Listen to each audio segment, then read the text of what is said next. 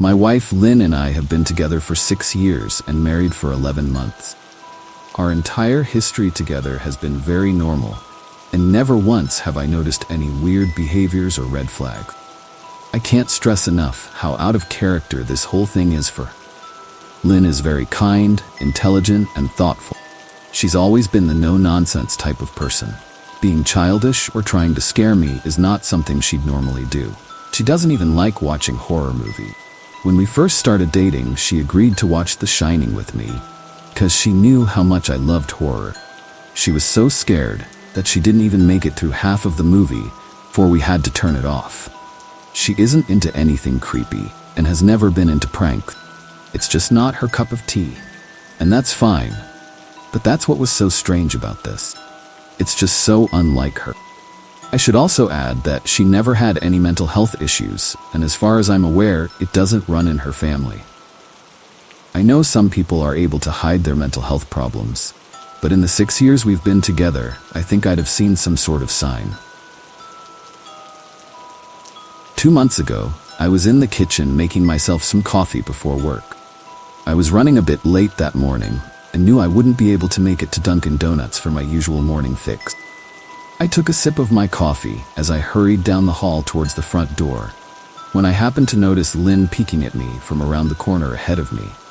I could only see her eyes and a strand of her long dark hair hanging against the wall. The rest of her body was concealed behind the corner. I nearly spilled my coffee when I saw her. I did burn the shit out of my lips.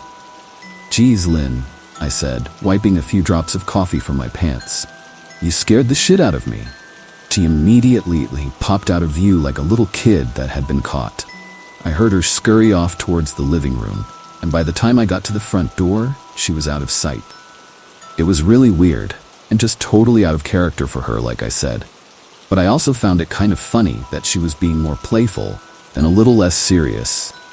I shouted that I loved her, and called her a weirdo. As I shut the door behind me, I heard her laughing. Her behavior was a bit odd, but it certainly wasn't something to call a priest over. I forgot about it by lunch, and by the time I got home, she was her normal self. I didn't bring it up, and neither did she, and life went on. The next incident happened 3 days later.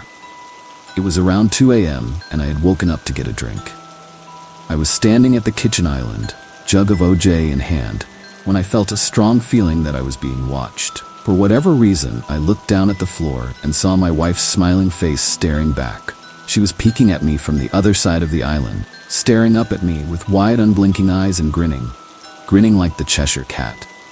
I screamed, I'll admit it, not out of irritation, fear. For some reason at that moment, I was scared. At the sound of my scream, Lynn scuttled backwards out of my view, her hands and feet smacking the tile floor as she hurried out of the kitchen on all fours. I didn't run after her, or even yell after her. I just stood there frozen in shock, wondering what fuck had possessed her to do that. It took me a little longer than I'd like to admit to go back upstairs, but I eventually did. When I got to our bedroom, Lynn was lying on her side, asleep. Or, at least, pretending to be. I stood there for a while, watching her breathing to be sure she really was asleep. I had the feeling she might jump out at me the moment I got into bed, but she didn't. I climbed into bed and she didn't even move. Her breathing was soft and deep, and I was starting to wonder if I'd dreamt the whole thing. The next morning, I waited for her to come down for coffee, and after handing her a mug and kissing her cheek, I decided to ask her about it. "What was that about last night?" I asked, keeping my tone light so I didn't offend or embarrass her. She frowned over her cup of coffee, shaking her head like she had no clue what I was referring to. "You were peeking at me again, from over there," I said, pointing to the spot on the floor by the kitchen island. She followed my gaze, and when she looked back at me, she burst out laughing. She laughed so hard that I couldn't help but join her. "You creep me the fuck out sometimes, you know that?" I said. She giggled and set her cup on the counter and wrapped her arms around my neck. "You creep me out all the time, so I guess we're even," she teased. We said our goodbyes and left for work. As I drove, I kept thinking about how creepy it had been seeing her grinning at me from behind the island like that, the sounds her hands made on the floor as she crawled away. I told myself she was just trying to be silly, just trying to join me in my love of all things horror. It's not like I was afraid of her, but it still didn't sit right with me. I started seeing her peeking at me more and more. Sometimes she'd be peeking out from behind the couch or living room curtains. Once she even managed to guide her grandmother's old trunk that sits at the foot of our bed. I might not have even known she was there at all had the trunk's old hinges not given her away. She'd had the lid propped up just enough so that only half of her face peeked through. She'd been grinning like an excited toddler. It was unnerving. I didn't even know what to say to her. All I could do was stare. When I finally found my voice, I asked her why on earth was she doing this. She didn't answer, but she had slowly closed the lid, shutting herself inside the trunk. I just walked away, feeling disturbed. I didn't understand why she was doing it, but it clearly made her happy. I just hoped she would tire of the game quickly. Lynn didn't peek at me for the next 2 weeks. I started to think she was done with her weird prank, and I was relieved. We were watching a show on Netflix one night, and I jokingly said that I hadn't seen her peeking at me lately, and that she must have given up on her spy game. She looked up at me with a small smile and said, "Maybe I've just gotten better at it." I didn't say anything, but I wondered whether or not she was joking. For the next few days, I couldn't stop thinking about what she'd said. Was she still peeking at me when I wasn't looking, and I just hadn't noticed? And if so, what the hell was she getting out of this? I started to feel paranoid, constantly checking whether she was watching from around the corner or behind a door.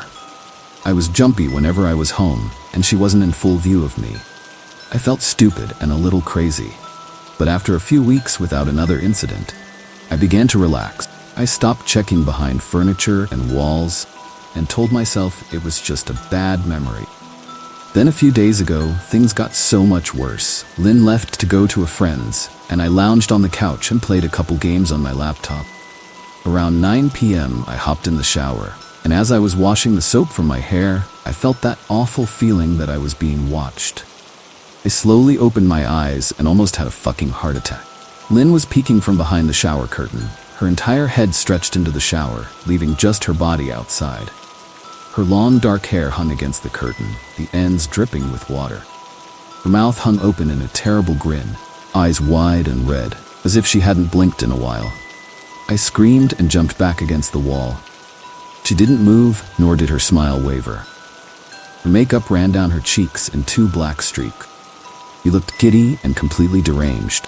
I was fucking terrified. We stood like that for a few moments, neither of us saying a word. Finally, after what felt like forever, she slowly pulled her head back out of the shower, and I watched her blurry figure through the curtain as she moved backwards towards the bathroom door. A second later, the bathroom door slammed shut, hard enough to rattle the mirror. I screamed again and jumped out of the shower to lock the door. I stayed inside the bathroom for over an hour. Maybe I overreacted to some of you, but joke or not, I wasn't going to put up with the crazy shit anymore. That's what I kept telling myself as I paced in my bathroom, stopping to listen at the door every few minutes. Suddenly, I heard a muffled sound, and I pressed my ear against the bathroom door, straining to listen. I couldn't hear anything, but I envisioned Lynn standing on the other side of the door, giggling at her joke. I felt a surge of anger. I was beyond pissed at being made to feel scared in my own house, and made to hide in the bathroom for an hour. All for what? Some joke? If it was a joke, it was an awful one. What the fuck, Lynn? I snapped. This shit is getting really fucking annoying. I waited for her to apologize or to call me a jerk, but instead I heard a faint moan, so quiet I wondered if I heard it at all, and then complete silence. Lynn? I called out, not able to even hide the shakiness in my voice. I got no response, just my own heavy breathing. I swear to God, just fucking stop it, I yelled, pounding my fist on the door. I waited for her to cuss me out, something I would expect from me talking to her like that. I never screamed at her before. But there was nothing, just the occasional drip from the shower head. I won't deny that I was scared, too afraid to open the damn door and face my own wife. I waited another 30 minutes or so, which feels like a fucking lifetime when you're scared.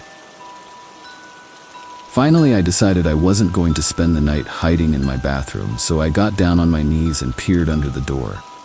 I almost expected to see her face peeking back at me. Thankfully, I didn't. I could see straight down the hallway to the top of the stairs. No Lynn. I didn't know if I should be happy about that or not. I looked for a few minutes, waiting to see her head pop up over the top step, but it never came. I stood up, my hand hovering over the door, and mentally prepared myself to open it. I slowly turned the lock with shaky fingers and was about to yank it open when I heard a sound that still makes me feel nauseous when I think about it. A moan, louder than before, but this time I was able to tell just where it was coming from. I turned my head to the closet door, as if in slow motion, and locked eyes with my wife, who was peeking out at me from the slight gap. Her eyes were still wide as ever, and her mouth was hanging open in the most grotesque, gaping smile I'd ever seen. I didn't even scream. I was too scared for even that. Her hands were clasped to her chest, body trembling with sheer delight, as if she could barely contain her excitement. A short, raspy moan bubbled up from her throat, deep and raw, sending a shiver through my entire body. Somehow I found the ability to pull the bathroom door open and ran as fast as I could all the way down the steps, snagging my keys and phone from the table in the living room before running outside to my car. I could hear her shrill laughter behind me, but I didn't hear her getting closer. I didn't bother shutting the front door. I drove away from the house faster than I legally should have, shivering the entire time, either from fear or the cold. Maybe a little of both. I hadn't grabbed a coat or even a pair of shoes. I was still in my boxers, and my hair was still damp. I drove straight to my brother Chris's house about 40 minutes away, ignoring any and every call and text I got. Didn't check my phone until I was safely parked in my brother's driveway. Lynn had called 4 times and sent a flurry of texts, all wondering where I'd gone and why I left that. I threw my phone at the dash in a rage, furious at her nonchalant attitude. My brother and his wife were surprised to see me, especially dressed in just a pair of boxers. Told me to stay as long as I needed. Chris lent me some clothes and asked me what happened. I told him Lynn and I had a fight. Didn't get into the detail. I didn't want him to think I was overreacting, leaving my wife over a prank, even if it was a strange one.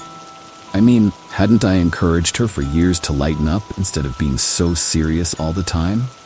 I had wanted her to relax and loosen up, but this was definitely not what I'd had in mind. I tried to sleep on their sofa. My brain wouldn't let me sleep. Every time I closed my eyes, I saw Lynn's face staring at me from inside the closet. Knowing she'd been in there with me the entire time made my skin crawl. She'd never left the fucking bathroom at all. Instead, she slipped inside the closet and slammed the bathroom door shut to fool me. The mere thought of going back home gave me anxiety. I tossed and turned, unable to sleep. Chris ended up giving me a sleeping pill, so I was able to get a little rest. My sleep was filled with terrible dreams, all of Lynn's smiling face. I woke up just as the sun started to rise. My sore body ached from the sofa, and I felt drained. I knew I'd have to call Lynn at some point, but I didn't know what to say to her. I wouldn't be going home unless she gave me her word she'd never do any more creepy shit. I just wanted my wife back. Her normal, serious self never looked so good to me. I was contemplating calling her and telling her that when that familiar feeling came over me. I was being watched. I was staring at the ceiling, my heart in my throat. I didn't want to look away, but the longer I ignored the feeling, the worse it got. My eyes drifted away from the ceiling almost on their own. Her face was pressed up against the window beside the couch, staring down at me with that same gaping smile. Drool dribbled down her lips, leaving 2 long streaks down the glass. I didn't know how long she'd been there. Something told me she'd been there quite a while, possibly all night. I didn't bother screaming, though I was afraid anger trumped any fear I felt at that moment. I jumped up from the couch and pounded my palm against the glass. "Lynn, are you crazy? What the hell is wrong with you? Just go home," I shouted. "Now." She didn't move, and her ghastly expression never changed. If anything, her smile only grew, as if she had never been more elated. I could hear Chris and his wife moving around upstairs. As if Lynn could hear them from her place outside, Her head twitched slightly in their direction, and she began to close her mouth slowly. Chris called my name from upstairs, obviously concerned. I turned to see him and his wife Rebecca hurrying down the steps. When I turned back to the window, Lynn was gone. The only sign she'd been there at all was the 2 streaks of drool still dripping down the glass. I tried explaining to Chris and Rebecca about waking up to see Lynn watching me through their window. They were skeptical. Who wouldn't be? Chris and I went outside to the spot in front of the window, but there were no footprints in the dirt, just a slight indent. Animal, probably, Chris guessed, and I didn't argue. He and Rebecca assumed I dreamt the entire episode, but they didn't understand, and I was too tired to explain it to them. I called out of work that day and turned my cell off. I didn't want to face Lynn. Just talking to her was too much for me at that. I really started to believe something was irreversibly wrong with her. That, no matter what promises she made, we'd never be the same again. The thought saddened me to my core. I cried most of the morning.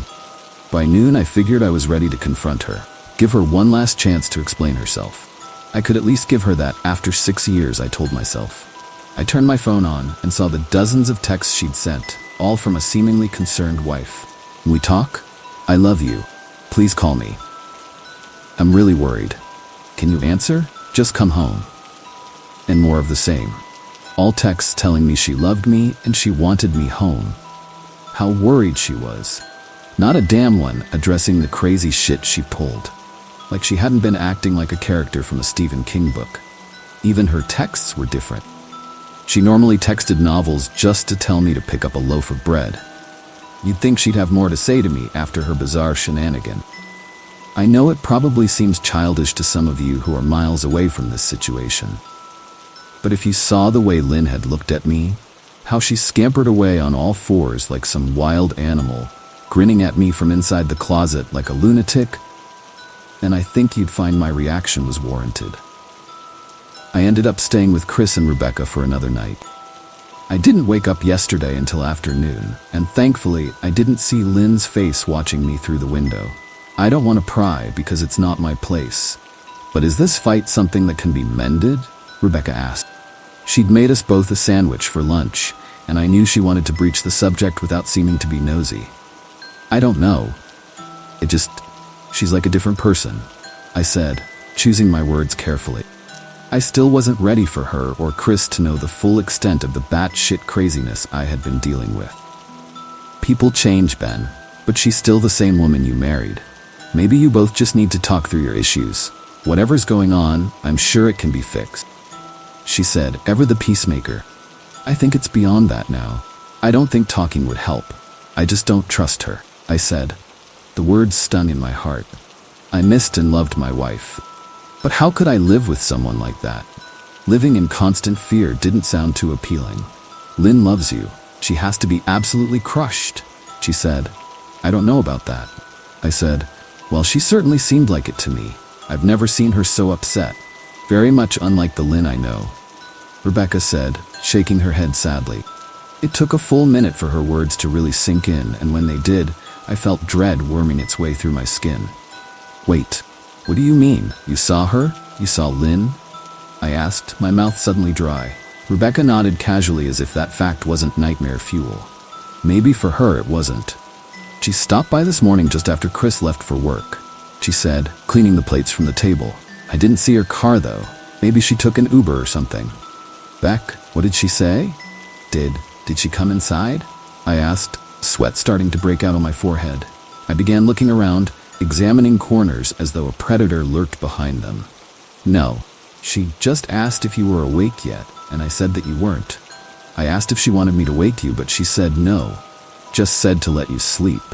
She said as she washed the dishes. That's all? She didn't say anything else? I asked. No, she looked awful though, like she hadn't slept in days. Think you should call her. I got up from the table and thanked Rebecca for lunch. I felt a little bit better at the knowledge that at least she hadn't come inside. Still, I needed to double check that the doors were locked. I sat for a while trying to figure out what to do next. I didn't want to go home, but I felt that I owed it to Lynn to help her. Hadn't I sworn an oath to love and honor her through sickness and in health? Clearly she was very sick. If she was sick, which I truly believed she was, I had to try and get her the help she needed, but I didn't even know where to start. I didn't want to call the police, and besides, what the hell was I going to tell them? That my wife was peeking at me? She was being creepy? As bizarre as she'd been, she still hadn't committed any crime. Not yet anyway. Police would have probably said that I was overreacting. This wasn't some prank. Felt wrong. Dangerous even. Something sinister lurked beneath her smile. I knew as her husband I was well within my rights to have her committed. But what if she simply acted normal in their presence? She'd obviously been able to fool Rebecca into thinking she was just a concerned wife. As long as the doctors didn't find her a danger to herself or others, they'd have no choice but to release her after 72 hours. I felt lost and overwhelmed. So I did what any husband in my position would do. I called her mother. I didn't want to, believe me. Her mother, Marianne, and I were never on the best of terms. We'd never fought or anything like that. She just wasn't a very warm person and wasn't really easy to get along with. She hardly ever smiled, and when she did, only her lips would move into a thin-lipped smile, leaving her eyes as blank as before. She gave off this aura that felt like she was permanently on the offensive. I'd only met her twice, and both times were for such short visit. I got the impression she didn't approve of me for her daughter. Lynn always ushered us out quickly, as she didn't want me to feel uncomfortable, which I was grateful for. Being in her mother's company felt almost unbearable, like walking on glass. I was glad when we moved 3 states away so we didn't have to see her often. I was happy to avoid the woman, but I needed her help. I really didn't want to talk to her at all, but I had to talk to someone, and someone who knew Lynn better than I did. So I grit my teeth and did what I had to. "Yes," he answered, already sounding irritated. "Marianne, it's me, Ben. Do you have a minute to talk?" I asked.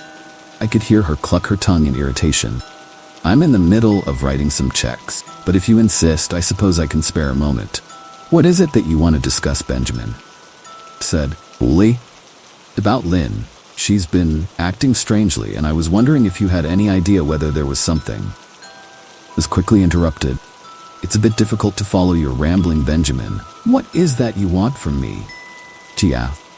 Could almost see her standing there in her thin sweater and slacks, tapping her fingernails impatiently on the table. "I wanted to know if you'd ever noticed any odd behavior, or possibly any mental health issues," I asked. There was a long, uncomfortable pause that I couldn't tell was because she was just thinking, or something else. Finally, after a few seconds, she spoke. "I'm not sure if this is one of your jokes, Benjamin, but if so, I don't find the humor in it. Now, I do have business to attend to, as I've said, so if you don't mind," she said, but I cut her off before she could get rid of me. "Marianne, it's not a joke. I'm sincerely concerned about Lynn's mental health. Her behavior has been very erratic lately. I'm very worried about her, and I figured as her mother, you would be as well," I said, my frustration evident in my voice. "If you're truly concerned, then I suggest you get the health professionals involved. I don't know what you expect of me." She snapped. I could tell she was seconds away from hanging up, and for some reason, I was desperate not to let her. I had the feeling that she knew a lot more than she was letting on. "Please, if not for me, do it for Lynn." I tried. I heard a faint, shaky intake of breath, as if she were trying to hold her steely persona together but failing. "Marianne? What's rare?" I started. "Benjamin, I don't know what to tell you. My only advice would be to seek professional help. Do not call here again. Goodbye." I tried to call out to her, but she'd hung up. I tried to wrap my head around the call and her refusal to help me. Even if she didn't like me, why wouldn't she want to help her own daughter? Couldn't understand that. I tried to replay the conversation, desperate to find something I missed. After a while, I almost gave up, until I remembered her last words to me. "Seek professional help," she'd said those words with a bit of urgency. I could have just been grasping at straws, but no. I was sure her voice had changed ever so slightly when she'd said that, as if they were very important. What had she meant? I assumed she'd been referring to medical professionals. But maybe she was referring to someone else, someone that she didn't. some reason, feel comfortable saying directly. Or maybe I was just desperate. I waited for Chris to get home, and after a very long and exhausting conversation with him and Rebecca, I convinced them that Lynn truly needed psychiatric help. I didn't tell them everything. I wasn't prepared to go into it yet, but I told them about our last encounter, how she'd hidden in the bathroom, peeking at me from the closet. They were obviously shocked, but thankfully they believed me. They too just wanted to help her. Still, they didn't think it was all that serious. Weird, maybe, but not dangerous. They just kept saying that Lynn had to be playing some kind of weird joke. Maybe for YouTube, Rebecca offered, if only half-heartedly. Chris didn't think we should involve the police just yet. He offered instead to go with me, and I readily accepted. He reasoned that calmly talking to her, trying to coax her into going willingly, was the best recourse. I agreed to do it his way. At least I wouldn't be going into that house alone. We drove over this morning, just after breakfast. There was no way I was going at night.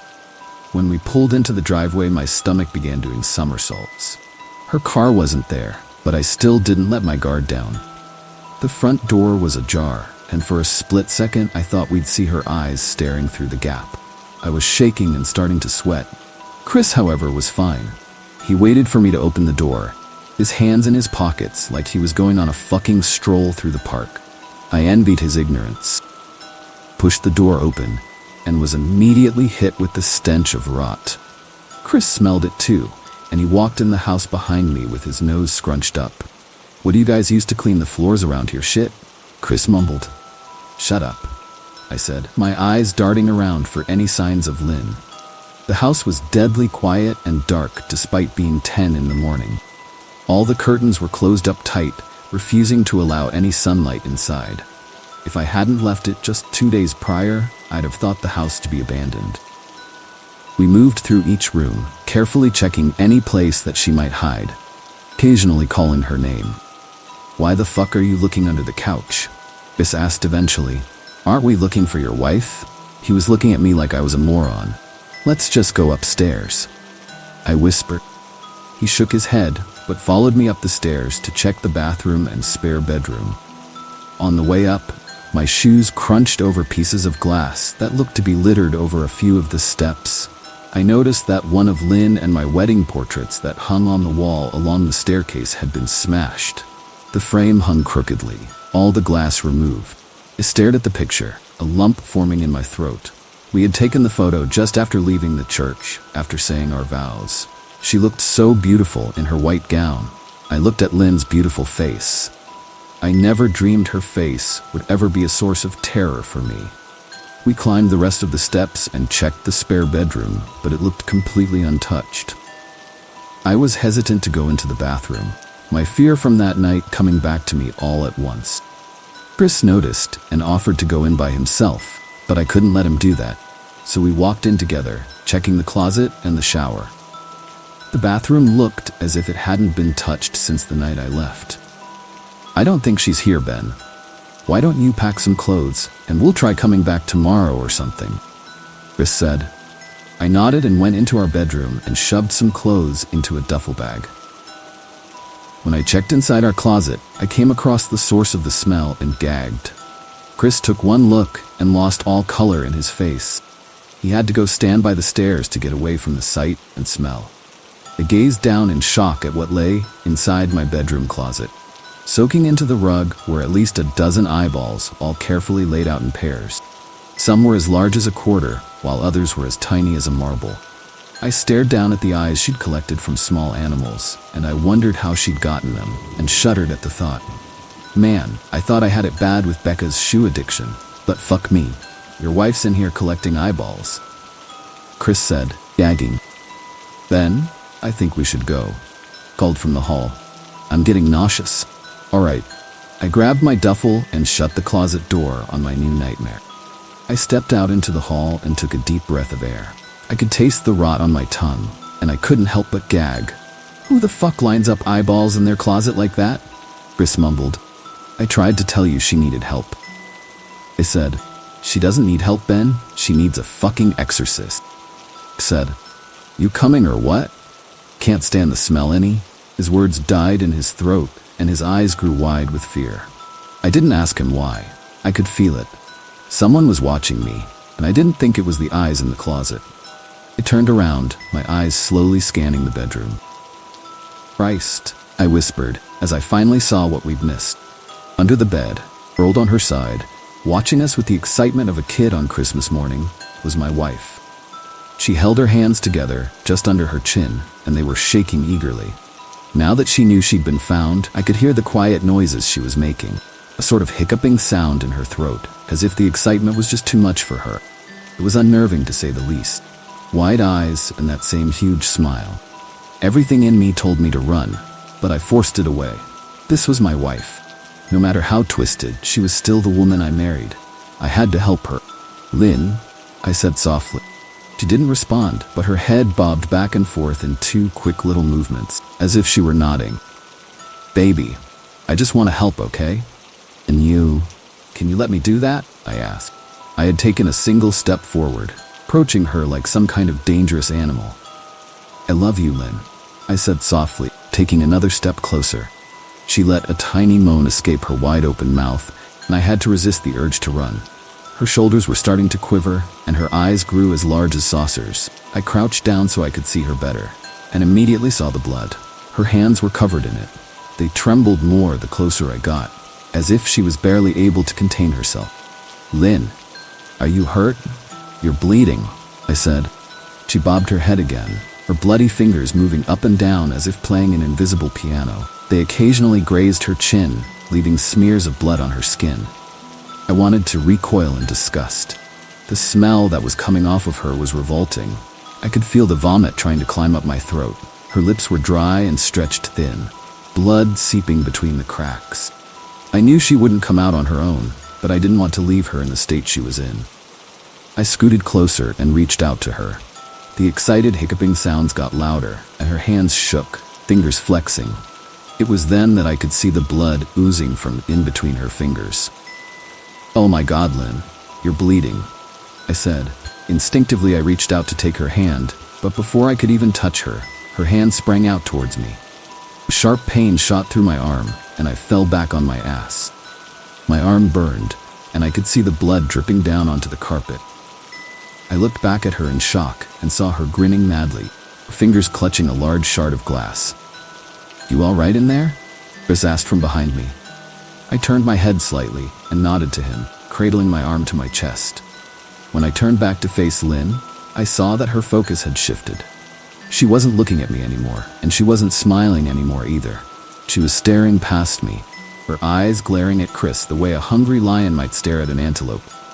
Her mouth was still hanging open, but it was twisted into a snarl. I got to my feet and began walking backwards down the hall, afraid to take my eyes off her. "Are you bleeding?" Chris asked.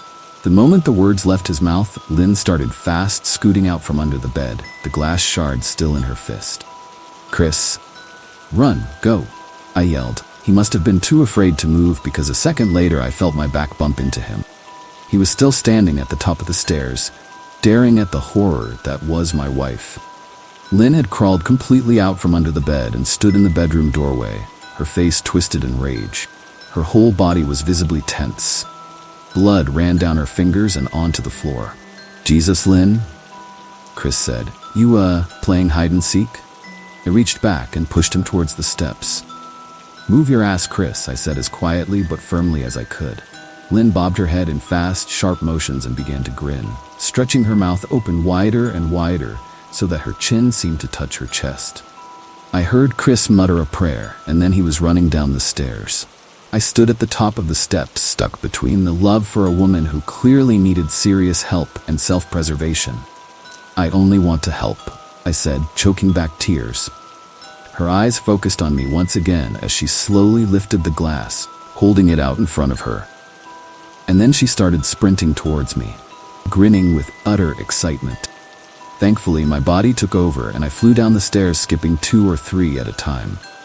I made it to the front door before I felt her leap onto my back, wrapping her arms around my neck, her open mouth next to my ear so that I could hear those terrible hiccuping sounds up close. I shook her off me, knocking her to the floor. I felt a searing pain in my back as she went, but I tore open the front door and bolted to my car. Chris was standing in the front yard, talking on the phone with the police. I didn't say a word. I just ran to my car and jumped in. Chris took the hint and followed me. Still on the line with 911, I watched the rearview mirror. Sure, I'd see her there, running after us. I never did. I went straight to the ER and got 11 stitches in my arm and 3 on my back.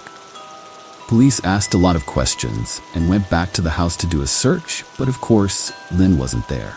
They advised me to stay with a friend or relative for a while and to file a restraining order as soon as I could, but none of those things would matter.